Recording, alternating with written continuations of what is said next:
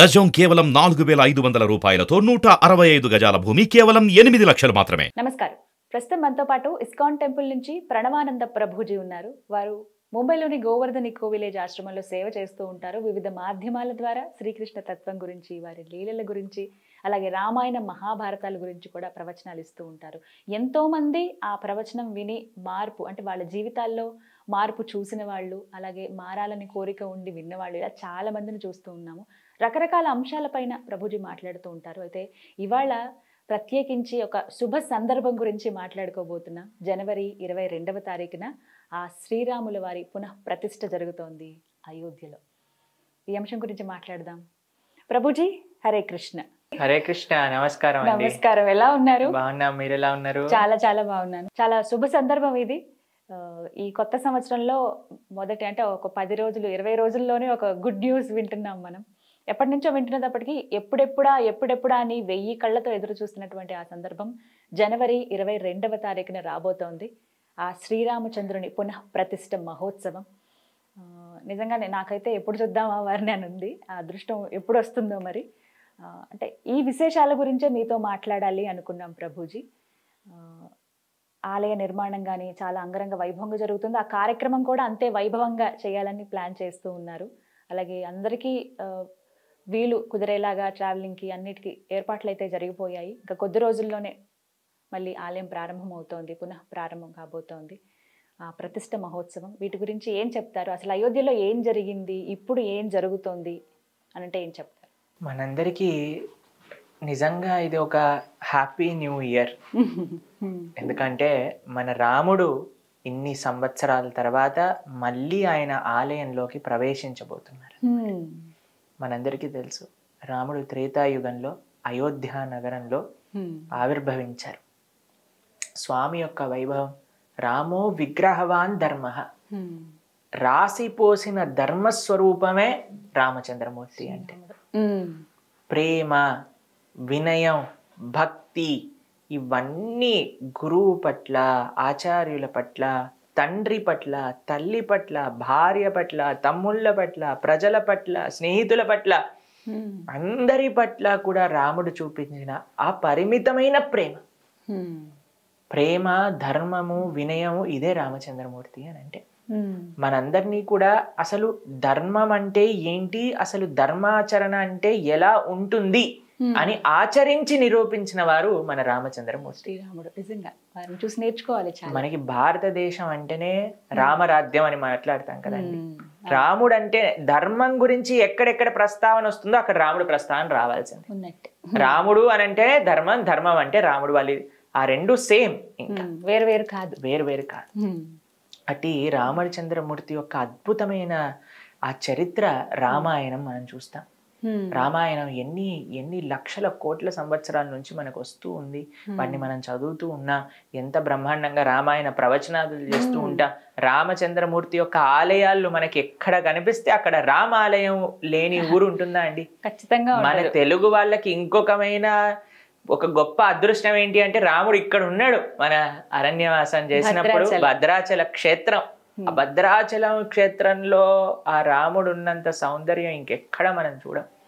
ఎంత అందంగా ఉంటారు రాముడు, అమ్మవారిని చక్కగా ఒళ్ళో పెట్టుకొని ఉంటారు అన్నమాట. అది కూడా ఎంత చక్కటి రాముడు అని అంటే, ఎంత గొప్ప రామ భక్తులు, రామదాసు లాంటి. ఈ మన రాష్ట్రం మొత్తం కూడా రామ భక్తితో నిజంగా చెప్పాలంటే నిండిన రాష్ట్రం అన్నమాట. కాబట్టి హిందువు అనంటే, సనాతన సాంప్రదాయము అనంటే రామకృష్ణాదులు మనకి చాలా ముఖ్యం. కానీ దురదృష్టవశాత్తు మనకి అటు రాముడు జన్మభూమి లేదు, ఇటు కృష్ణ జన్మభూమి కూడా ఆలయం లేకుండా అయిపోయింది. రాముడి యొక్క అయోధ్య గురించి మాట్లాడితే 1528వ సంవత్సరం జూన్ 6వ తారీఖున బాబర్ అనే ఎవరైతే ఆ ఎంపరర్ ఉన్నారో వాళ్ళ యొక్క జనరల్ 1,75,000 మంది హిందువుల్ని సంహరించి అక్కడుండే రామ మందిరాన్ని కూల్చేశారనమాట. అప్పటి నుంచి రాముడికి ఉండడానికి ఒక స్థలం కూడా లేదు. 500 సంవత్సరాలు ఇప్పటికీ గడిచిపోయింది.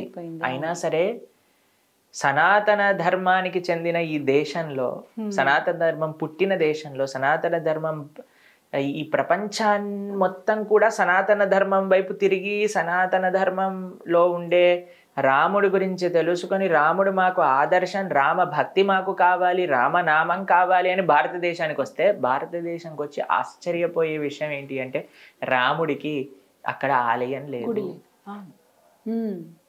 రాముడికి గుడి లేదు, కృష్ణుడికి గుడి లేదు. కాశీలో విశ్వనాథుడికి ఆయన ఒరిజినల్ ఆలయం లేదు. అది మన భారతదేశ స్థితి.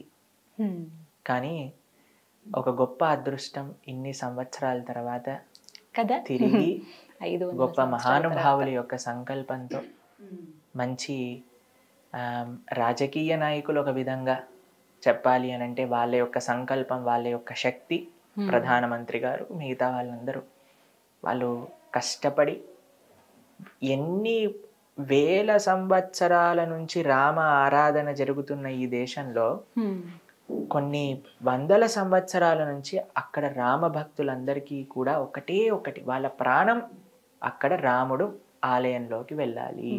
ఇది రామ జన్మ యొక్క భూమి, ఆయన పుట్టిన ప్రదేశం ఇది, ఇక్కడ ఆయనకి ఆలయం ఉండింది, ఆయన ఆలయంలోకి ఆయనను పంపించండి. మా గురువు గారు 1971లో అయోధ్యకి వెళ్ళినప్పుడు అక్కడ ఆయన చెప్పారనమాట, మొత్తం మిలిటరీ వాళ్ళందరు నించొని మొత్తం ఐరన్ ఫెన్సింగ్ ఉండేదన్నమాట, ఎవరు లోపల పోనిచ్చేవాళ్ళు కాదు. అక్కడ బయట కూర్చొని సాధువులందరూ అఖండ హరినామ సంకీర్తన చేస్తూ ఉండేవారు అనమాట, రామనామ సంకీర్తన. ఎందుకోసము అని అంటే మా గురువు గారు వెళ్ళినప్పుడు ఆయనకు పాంప్లెట్ ఇచ్చారు, ఇక్కడ రామ మందిరం కట్టాలి, ఇక్కడ రాముడు మళ్ళీ ఆయన యొక్క ఆలయంలోకి వెళ్ళాలి, దీనికోసం విరాళ స్వీకరణ కోసం మేమందరం ఇక్కడ కూర్చొని ఈ అఖండ హరినామ స్మరణ చేస్తున్నాం. మా జీవితంలో ఒకటే ఆశయం ఏంటి అని అంటే ఇక్కడ రాముడు మళ్ళీ ఆలయంలోకి వెళ్ళాలి. 1971లో ఇచ్చిన ఆ పాంప్లెట్ ని మా గురువు గారు భద్రంగా ఉంచుకున్నారనమాట. ఇప్పటికి మొన్నే తీసి చూపించారు. ఈ పాంప్లెట్ నేను అక్కడికి వెళ్ళినప్పుడు నాకు ఇచ్చారు, ఇప్పుడు ఆ కోరిక నెరవేరుతుంది. ఎంత మంది అండి జీవితాన్ని త్యాగం చేయడానికి సిద్ధమైపోయారు. మా రాముడు అక్కడ ఉంటే చాలు, మాకు ఇంకే ఏమొద్దు. అలాంటి శుభతరుణం మనము ఉన్న సమయంలో మనం చూడబోతున్నాము అని అంటే ఎంత అదృష్టము అనేది అంత అదృష్టం. ఇప్పుడు ఈ జనరేషన్ వాళ్ళకి నిజంగానే అది గొప్ప అదృష్టం. అందుకే మేము ఈసారి న్యూ ఇయర్ చెప్పడంలో చాలా ఆనందపడుతూ ఉన్నాం. నిజంగా కొత్త సంవత్సరం, ఎందుకంటే అది మంచి సంవత్సరం. ఎందుకంటే మన రామచంద్రుడు తిరిగి అయోధ్య నగరంలో తను పుట్టిన ప్రదేశంలోకి వెళ్తున్నారు. చాలా మంది ఆర్గ్యూ చేశారండి, ఎలా ప్రూవ్ చేస్తారు రాముడు ఇక్కడ పుట్టాడు అనే విషయం గురించి ఎలా తెలుస్తుంది అని అంటే మనకి తెలుస్తుంది. రామభద్రాచార్యులు అని చాలా గొప్ప జగద్గురువులు అనమాట. ఉత్తర భారతదేశంలో చిత్రకూటంలో వాళ్ళ పీఠం ఉంటుంది, తులసి పీఠం అని. ఆయన చిన్నప్పటి నుంచి ఆయనకి నేత్రములు కనిపించవు, అయినా సరే సుమారుగా 4 లక్షల శ్లోకములు కంఠస్థం ఆయనకి. అమ్మో, అంతగా జ్ఞాపకం. పురాణాలు, వేదాలు, శాస్త్రాలన్నీ కూడా 4 లక్షల పైగా శ్లోకాలు ఆయనకు వచ్చు. మొత్తం గీత, మొత్తం తులసీదాస్ యొక్క రామాయణం, మొత్తం భాగవతం అన్ని ఆయన చూడకుండా చెప్పేస్తారని. అటువంటి ఆయన శాస్త్రాలలో నుంచి ప్రూవ్ చేశారు ఏది కరెక్ట్, రాముడు పుట్టిన ప్రదేశం ఇదే అని ఆ జడ్జి దగ్గర ప్రూవ్ చేశారనమాట. ఎంత మంది అండి అసలు రామ జన్మభూమి, ఇది ధర్మం కోసం నించోవడం అంటే. కానీ ఈ మధ్యలో ఉండే జనాలండి ఏదో రియాలిటీ షోలో పార్టిసిపేట్ చేసిన వాళ్ళు వెనకాల పడి వెళ్ళిపోవటం, టీవీలలో సినిమాలలో చేసిన వాళ్ళ వెనకాల ఏం చేశారని, ఏం పిచ్చి పట్టిందని మనం వాళ్ళ వెనకాల తిరుగుతున్నాం అండి. వాళ్ళు సమాజానికి ఏదన్నా మంచి ఒక దారిని చూపించారా, 10 మందికి మంచి చేశారా? కానీ ఈ యువతరాన్ని చూస్తే మాకు అప్పుడప్పుడు బాధేస్తూ ఉంటుంది. అందరు అలా ఉన్నారని కాదండి, చాలా మంది దైవం గురించి ఆలోచిస్తున్న వాళ్ళు ఉన్నారు. ఈ రోజుల్లో మళ్ళీ ఆ అవేర్నెస్ కొంచెం పెరిగిందండి. తేవడానికే ప్రయత్నం అందరూ చెయ్యాలి. మనం ఈ కార్యక్రమాధ్యమంగా చేసేది కూడా అదే కదా. ఏదో ఒక విధంగా కొంతమందికైనా సరే. ఈ రోజు మమ్మల్ని ఒకళ్ళు అడిగారు, ప్రభుజీ కొన్ని చాలా లక్షల మంది చూడొచ్చు, కానీ కొన్ని ఏవి చూడకపోయినా సరే మీరు వెళ్తారా చెప్పడానికి అని అంటే నేను అన్నాను, ఒక్కళ్ళు మనస్ఫూర్తిగా నేను చెప్పే మాటలు విన్నా సరే మేము వెళ్తాం అక్కడికి. ఎంత ఉపయోగం అవి. కళ్ళు మారినా చాలండి మాకు జీవితంలో. మా మొత్తం చేసే ప్రయత్నం పొద్దున్న నుంచి రాత్రి దాకా మేము కష్టపడింది, ఒక్క వ్యక్తి అయినా సరే ఒక్కసారి అయినా సరే రాముడి గురించి కృష్ణుడి గురించి ఆలోచించారా అంటే నా జీవితం తరించినట్టు. మీకు అలాంటి అనుభవం ఏదైనా ఎదురైందండి? ఏ విషయంలో? ఒక్క వ్యక్తి నా వల్ల మారారు, ఎంతో మంది అని నాకు తెలుసు, కానీ మిమ్మల్ని బాగా కదిలింపజేసింది, మీరు చలించింది. మాకు ఒకసారి చెప్పారు, ప్రభుజీ మేము అంతగా అసలు భక్తి ఇలాంటివన్నీ మాకు ఉండేది కాదు, కానీ మా వైఫ్కి మేము బర్త్డే గిఫ్ట్ ఇవ్వాలి అని అనుకున్నా. అయితే మేము వెళ్ళి అడిగా, ఏం కావాలి నీకు ఈ సంవత్సరం బర్త్డే గిఫ్ట్ అని అంటే ఆవిడ అన్నారు, ఈ సంవత్సరం నాకు బర్త్డే గిఫ్ట్గా ప్రణవానంద దాస్ చెప్పిన భాగవతం వినాలి మీరు అని అడిగారు. అయితే మీ భాగవతం వినే లోపలే నేను భక్తుని అయిపోయాను ప్రభుజీ అని చెప్పారు అన్నమాట.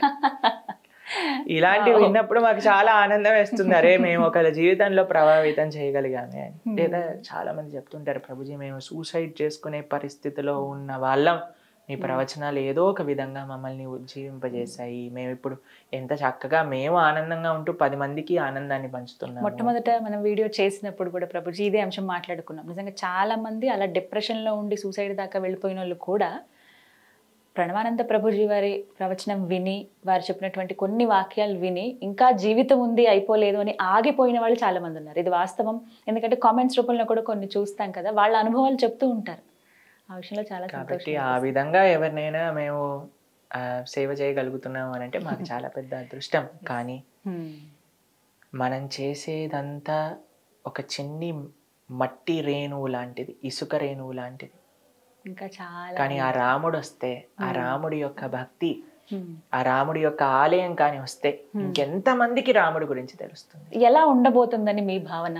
అద్భుతం, పరమ అద్భుతంగా ఉండబోతుంది రాముడి యొక్క ఆలయం. రాముడు వచ్చిన క్షణం నుంచి ఇంకా మనకి మన ధర్మం ఇంకా ముందుకు వెళ్తూ ఉంటుంది అన్నమాట. అయితే ఇక్కడ మీకు ఒక విషయాన్ని ప్రస్తావన చేస్తాను. ప్రతి ఒక్క హిందువు కూడా ఒక గొప్ప పండుగలాగా, ఒక గొప్ప ఉత్సవంలా చేసుకోవాలి అని అందరూ చెప్తున్నారు. మన ప్రధానమంత్రి గారు కూడా అదే విషయాన్ని అందరికీ పిలుపుగా ఇచ్చారు, దీపావళి చేసుకోవాలి అని చెప్పారు ఆయన. రాముడు అయోధ్య వదిలి వెళ్ళినప్పుడు అటండి, కడుపులో ఉండే శిశువులు కూడా ఏడ్చాయట, రాముడు అయోధ్య వెళ్ళిపోతున్నాడు అని.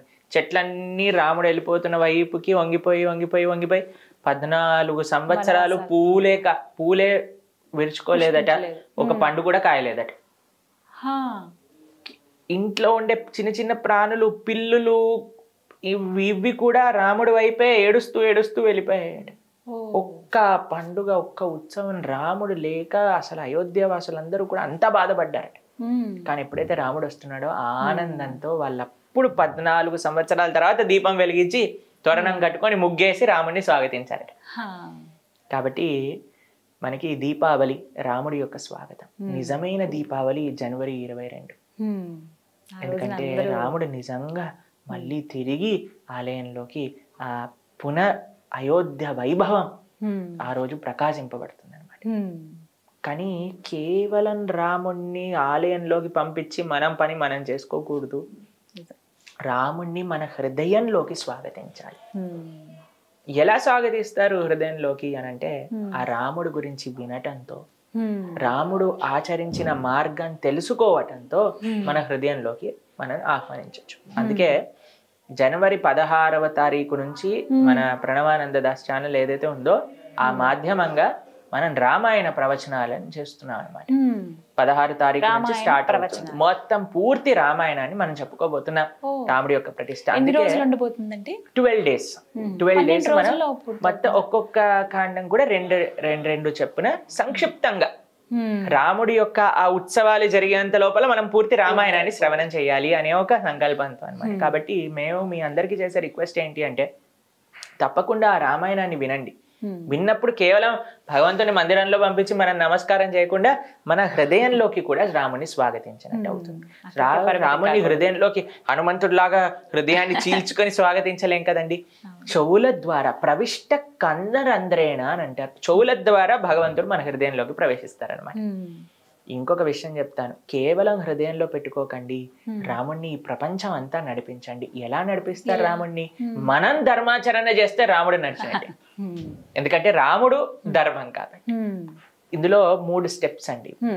ఫస్ట్ది, మనందరం ఒక గొప్ప ఉత్సవంగా రామ పునఃప్రతిష్ఠ ఉత్సవాన్ని చేసుకోవాలి. మనకు తెలుస్తున్నది, ఇంటింటా అక్షంతలు పంపిస్తున్నారట, ఆ కార్యక్రమంగా జరుగుతుంది. దాన్ని కూడా స్వాగతించండి, బ్రహ్మాండంగా ఎంతో పవిత్రంగా స్వీకరించండి. దాంతో పాటు మీరు 22 జనవరి తారీఖున అద్భుతమైన దీపోత్సవంగా చేసుకోండి. దానికంటే ముందు ప్రిపరేషన్గా 16th నుంచే మీరు రామాయణం వినటం స్టార్ట్ చేయండి. అప్పుడు హృదయంలోకి వస్తుంది. రాముడు వచ్చేసాడు ఆలయంలోకి, రాముడు వచ్చేసాడు మన హృదయంలో. దాని తర్వాత ఒక చిన్న మార్పు మన జీవితంలో తెచ్చుకుందాం. రాముడు నడిచిన విధానాన్ని మన జీవితంలో తెలుసుకొని నేను ఎలా మారాలి. రాముడు అంటే ఎవరండి? తల్లిదండ్రుల యొక్క ఆజ్ఞ తూచా తప్పకుండా పాటించేవారు, భార్యకి ఎంతో రెస్పెక్ట్ ఇచ్చేవారు, ఏకపత్ని వ్రతుడు, అన్నా తమ్ముళ్ళ మధ్యలో అన్యోన్యమైన ప్రేమ. అన్నా తమ్ముళ్ళు ఎలా ఉండాలి, భార్యాభర్తలు ఎలా ఉండాలి, ఒక పిల్లలు ఎలా ఉండాలి తల్లిదండ్రుల పట్ల, ఒక రాజు ఎలా ఉండాలి ప్రజల పట్ల, ఒక స్నేహితుడు ఎలా ఉండాలి స్నేహితుడి పట్ల. దేంట్లోనైనా మీకు ఒక ఐడియల్ పర్సనాలిటీ కావాలి అని అంటే మా రామచంద్రుడు ఉన్నాడు అక్కడ. ఆయన చూపిస్తే చాలు, ఆయన చూపిస్తాడు. మీకు ఎవ్వరూ ఇన్స్పిరేషన్ అవసరం లేదండి ఈ ప్రపంచంలో. రామకృష్ణులు ఆర్ ద బిగ్గెస్ట్ ఇన్స్పిరేషన్. అయితే ప్రభుజీ, శ్రీరాముల వారి నుంచి మేము ఏం నేర్చుకోవాలి అని అంటే ఏం చెప్తారు? మీరు ఏమి మంచి విషయం నేర్చుకోవాలన్నా మా రాముడు నేర్పించడానికి తయారుగా ఉన్నారు. రామో విగ్రహవాన్ ధర్మ. మీరు ఏ మంచి పని చెయ్యాలి అని అనుకుంటున్నారో మన రాముడు ఆ విషయాన్ని చూపించేసాడు ఆల్రెడీ తన ఆచరణ. మీరు మంచి వైపు వెళ్ళాలి అని అనుకుంటే రామాయణం చూపిస్తుంది. మీరు ఎలా ఉండకూడదు కూడా రామాయణం చూపిస్తుంది. మంచి అన్న తమ్ముళ్ళుగా ఉండాలనుకుంటున్నారా? రామకృష్ణులుగా ఉండండి. పిచ్చి అన్న తమ్ముళ్ళుగా ఉండాలనుకుంటున్నారా? వాలి సుగ్రీవుల్లా ఉండండి. మంచి రాజులా ఉంటారా? రాముళ్ళలా ఉండండి. ఒక చెడు లక్షణాలు ఉన్న రాజులా రావణుడు ఉన్నాడు మీ దగ్గరే. ఒక మంచి భర్త, అన్ని రామాయణంలో ఉన్నాయి. కాబట్టి రామాయణాన్ని వినండి. మనం ఎన్నోసార్లు వినుంటాం, మళ్ళీ రామాయణాన్ని వినండి. ఈ రామ జన్మోత్సవాలు అయ్యేంత వరకు, ఆ పునఃప్రతిష్ఠ మహోత్సవాలు అయ్యేంత వరకు చక్కగా ఆ రామ ధ్యాసలు, ఆ రామ మననంతో మనం గడపగలిగితే అది నిజంగా ఒక గొప్ప ఉత్సవం అన్నమాట. మీకు ఆ విషయం తెలుసా? ఇంతకు ముందు పాత రామాయణం సీరియల్ వచ్చింది కదండి దూరదర్శన్ లో వచ్చినప్పుడు, ఎప్పుడైతే ఆ రామాయణం టెలికాస్ట్ అయిందో మన దేశంలో 70% క్రైమ్ రేట్ తక్కువ ఉండిందట ఆ టెలికాస్ట్ అయినంత వరకు. ఎందుకంటే అందరిపైన అంత ప్రభావితం చేసింది. అది మాత్రం నిజమండి. ఇప్పటికీ కరోనా టైంలో మళ్ళీ రిలీజ్ చేసినట్టుగా, ఇప్పుడు మన సినిమాలు రిలీజ్ చేసినట్టుగా ఆ సీరియల్ని మొత్తం ఆ భాగాన్ని అంతా కూడా మళ్ళీ టెలికాస్ట్ చేశారు. మళ్ళీ అంతే ఇదిగా చూశారు. అదే అంటున్నా. కాబట్టి ఒకటి ఏదైనా చూసాము అంటే మన జీవితంలో ఏదో ఒకటి నేర్చుకోవాలి. మంచి విషయం నేర్చుకోవాలి, పిచ్చి విషయం కాదు. ఏదో ఒకటి విన్నాము అని అంటే మంచి విషయం నేర్చుకోవాలి, పిచ్చి విషయాలు కాదు. కాబట్టి మనందరం, మేము ఇంతకు ముందు కొన్ని రోజుల ముందు మాకు కొన్ని వీడియోస్ పంపించారనమాట. ఒక రియాలిటీ షో, వాళ్ళు ఎవరో బయటకు వస్తే వీళ్ళందరూ గట్టి గట్టిగా అరవటం, అది ఇది చేయటం, వేరే వాళ్ళపైన దాడి చేయటం, అవి ఇవి అన్ని చూస్తే మేమైతే బాధేసింది. బాబా, అయ్యో వీళ్ళందరూ ఈ దేశానికి సంబంధించిన యువకులా, వీళ్ళ రేపొద్దున మన దేశాన్ని ముందుకు తెరిపించేది. ఏం చేస్తున్నారు, ఏ పరిస్థితిలో ఉన్నారు, ఏం చెయ్యాలి, ఏం చేయకూడదు అని తెలియకూడదా అండి మనందరికీ కూడా? దేనికోసం అంటే మాకు ఏంటి బాధ అంటే, యువత ఎప్పుడైతే ఆదర్శాలు, తప్పుడు ఆదర్శాలలో వెళ్ళిపోయింది అనుకోండి, ఇంకా ఈ దేశం వాళ్ళ చేతుల్లోనే కదండి ఉంది. ఎక్కువ యంగ్ జనరేషన్ ఉన్న కాబట్టి యంగ్ జనరేషన్ దేని నుంచి ప్రభావితం అవ్వాలి అని అంటే మంచి విషయాల నుంచి ప్రభావితం అవ్వాలి. కానీ మంచి చెప్పేవాళ్ళు, మంచి చూపించే వాళ్ళు ఉన్నారా అంటే ప్రశ్నార్థకం అయిపోయింది. దొరికిన ఇలాంటి కొద్ది వాటిని కూడా యాక్సెప్ట్ చేసే ఆ గుణం ఉండాలి. కాబట్టి మీ అందరికీ మేము చేసే ప్రార్థన ఏంటి అంటే, ఆ రామాయణం చక్కగా శ్రవణం చేయండి. మీరు వినటం కాకుండా మీ పిల్లల్ని ప్రోత్సహించండి. అందరూ కూడా ఎప్పుడైతే ఆ రామభక్తి, ఆ రామనామం, ఆ రామచింతన, రామకథ ఎప్పుడైతే వస్తుందో, ఆ రామ భక్త శిరోమణి హనుమాన్, అటువంటి హనుమ అటలో మనం నడవాలి. ఆయన శక్తి, ఆయన యొక్క భక్తి, ఆయన యొక్క సేవ. హనుమంతుడు చూసారా అండి మీరు? ఒక స్వరూపంలో మీరు చూసారనుకోండి, హనుమ ఒక దగ్గర గద పట్టుకొని ఇంకో చేత్తో ఇలా పర్వతాన్ని పట్టుకొని హృదయంలో సీతారాములు మనకి అలా ఒక అద్భుతమైన మా ఆశ్రమంలో ఉండే హనుమ కూడా ఇలానే ఉంటాడు. అయితే హనుమ ఈ స్వరూపంతో ఏం సూచిస్తున్నారు అంటే శక్తి. మన జీవితంలో ధర్మం ఆచరించాలి అంటే శక్తి కావాలని, ఆ శక్తి మన దగ్గర ఉండాలి. ఏం జీవితంలో సాధించాల్సిన సరే మనం సాధించగలిగిన శక్తి మన దగ్గర ఉండాలి. ఈ శక్తితో పాటు కావాల్సింది భక్తి, హృదయంలో భక్తి. హృదయంలో భక్తి, మన జీవితంలో సాధించడానికి శక్తి, రామసేవ. కేవలం భక్తి హృదయంలో దాచుకొని ఓ నేను ప్రేమిస్తున్నాను కాదయ్యా, ఏదో ఒకటి సేవ చెయ్యి. ఇలా పర్వతాన్ని పట్టుకొని తీసుకెళ్తున్నారు హనుమ రామసేవకై. కాబట్టి ఈ 3 మన జీవితంలో ఉండాలి. ఈ రామ జన్మభూమి యొక్క పునఃప్రతిష్ఠ కార్యక్రమంలో మనం స్వామికి ప్రార్థన చేయాల్సింది ఇదే. స్వామి, ధర్మాచరణ చేసే శక్తి, నీ యొక్క భక్తి, నీ సేవ మాకు ప్రధానించు. ఇలా ప్రతి ఒక్క హిందువు, ప్రతి ఒక్క సనాతన సాంప్రదాయానికి చెందిన వారందరూ కూడా ఒక్కసారి ఆలోచించండి. ఈ ప్రపంచంలో, ఈ దేశంలో, కనీసం ఈ రాష్ట్రంలో ఉన్న వాళ్ళందరూ కూడా ఈ రామ జన్మోత్సవం యొక్క కారణం చేతనైనా రామాయణం వింటే ఎంత మార్పు వస్తుంది జీవితాలు. ఖచ్చితంగా మార్పు వస్తుంది. అలాగే ప్రతి ఒక్కరు కూడా దర్శనం చేసుకోవాలని కోరుకుంటున్నారు. మళ్ళీ ఆ రాముల వారిని అక్కడ చూడాలనే కోరిక ఉంది. కేంద్ర ప్రభుత్వం కూడా రకరకాల ఏర్పాట్లు చేస్తున్నారు అక్కడికి వెళ్ళటానికి. నెల రోజుల కుంభమేళా లాగా చేస్తున్నారు అనమాట. కాబట్టి ఇస్కాన్ తరపు నుంచి కూడా ఒక పెద్ద స్థాయిలో ఫ్రీగా ఉచిత ప్రసాద వితరణ ప్రతిరోజు కూడా 10 నుంచి 15 వేల మందికి అక్కడ ఉచిత ప్రసాద వితరణ కోసం ఇస్కాన్ కూడా అక్కడ అద్భుతమైన క్యాంప్ ఏర్పాటు చేసి ప్రతి ఒక్కళ్ళకి కూడా వచ్చిన వాళ్ళందరికీ కూడా ప్రసాద వితరణ, అక్కడ చాలా ఆర్గనైజేషన్స్ ఉన్నాయి, అందులో మన వాళ్ళకి కూడా ఒక ప్రదేశం ఇచ్చారనమాట. అక్కడ కూడా వాళ్ళందరూ చక్కగా ప్రసాదాన్ని ఇప్పుడు 20వ తారీఖు నుంచి ఫిబ్రవరి 15 వరకు వాళ్ళు ఆ ప్రసాద వితరణ ప్రోగ్రామ్ ని చేస్తున్నారు అనమాట. కాబట్టి ఈ ఇయర్ లో అన్నిటికంటే best and most proudest moment మనకి ఏదన్నా ఉంది అని అంటే అది 1 జనవరి కాదు, 31 డిసెంబర్ కాదు, మనకి 14th ఫిబ్రవరి కాదు. అది నిజమైన రోజు ఏదన్నా ఉంది, మనందరం సెలబ్రేట్ చేసుకొని మనందరం if we have to look forward for something that should be Rama Janmabhoomi యొక్క పునఃప్రతిష్ఠ. అది జనవరి 22.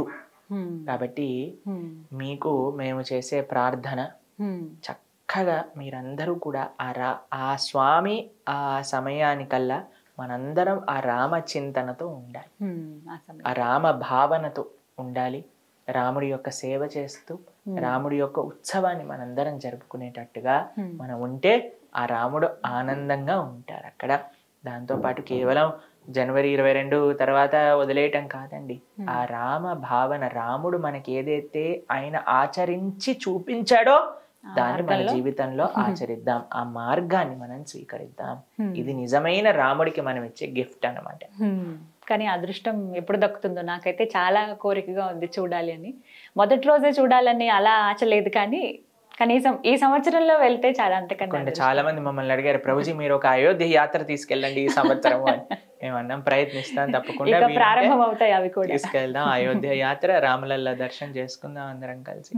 ఖచ్చితంగా ఆ దర్శన భాగ్యం మాకు కూడా కలిగితే. మాకైతే 1000 కళ్ళతో ఓపిక పడుతున్నా, ఎప్పుడు రాముడు చూస్తా, ఎప్పుడు రాముడు ఆలయానికి వెళ్తాం. మందిరం కూడా చాలా ప్రత్యేకతలు ఉన్నాయండి. ఒక్కొక్క ప్రాంతం నుంచి ఒక్కొక్క వస్తువు తీసుకుంటున్నారు. తలుపులు ఒక దగ్గర గంట, చాలా భారీ గంట ఏర్పాటు చేశారని, స్వామివారి పాదాలు గాని విగ్రహాలు గాని అన్ని ప్రత్యేకమే.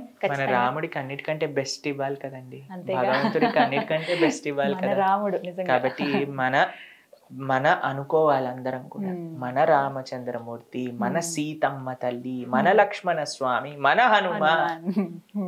కాబట్టి మన ఇంటి ఉత్సవంలో, మన ఇంట్లో పెళ్ళవుతే మనం ఎంత ఆనందపడతామో అంత ఆనందపడాలి. ఆ ప్రేమ, ఆ భక్తి రావాలి అని అంటే ఇంకా ఏం మార్గం లేదండి, మీరు రాముడి గురించి వినాల్సిందే.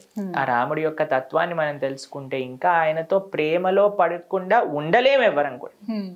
కాబట్టి ఆ రామాయణాన్ని విందాం. అందుకే అన్నిటికీ సొల్యూషన్ ఏంటి అంటే రామాయణాన్ని వినటం. ఎక్కడెక్కడ ఎవరెవరు బాధపడుతున్నా సరే రామాయణంలో చూస్తాను, రాముడి కథనే వాళ్ళని ఆ బాధ నుంచి బయటికి తీసుకెళ్తాం. సీతమ్మ తల్లి కూడా ఒక క్షణంలో బాధపడింది, బ్రతకటం ఎందుకు అనుకుంది, హనుమ రామకథను వినిపించారు.